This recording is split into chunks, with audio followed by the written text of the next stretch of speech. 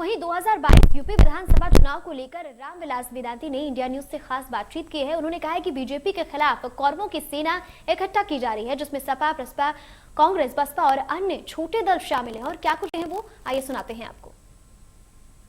Bharatiya Janata party के वरिष्ठ नेता और पूर्व सांसद रामविलास वेदांती आज इटावा पहुंचे हैं।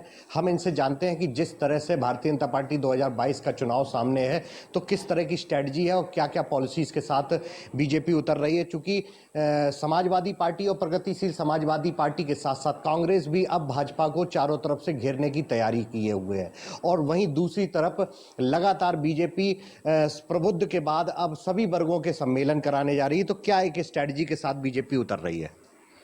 बीजेपी ने जो काम किया है आज तक, आज़ादी के बाद ऐसा काम किसी ने नहीं किया।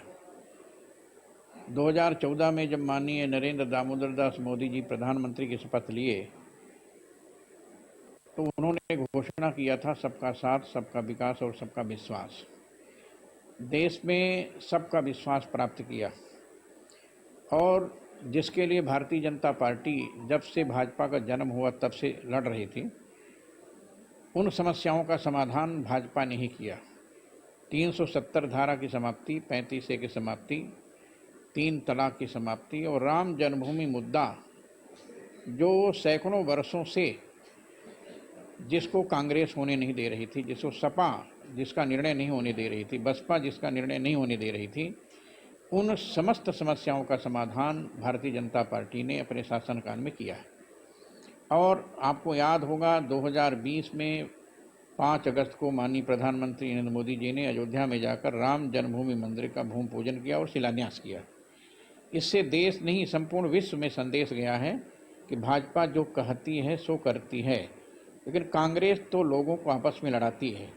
कांग्रेस ने जाति पाति भेदभाव, छुआछूत के नाम पर सांप्रदायिक सद्भावना को बिगाड़ने का षड्यंत्र किया था, और आज़ादी के बाद कांग्रेस ने लोगों को आपस में लड़ाया, सांप्रदायिक सद्भावना को बिगाड़ा, हिंदू मुसलमान को लड़ाया, हिंदू सिख को लड़ाया, दलित को लड़ाया, बैकवर्ड फॉरवर्ड को लड़ाया, समाज के हर वर्ग के लोगों को आपस में बांटने का षड्यंत्र कांग्रेस ने किया। कैमरामैन सुनील परासर के साथ अमित मिश्रा,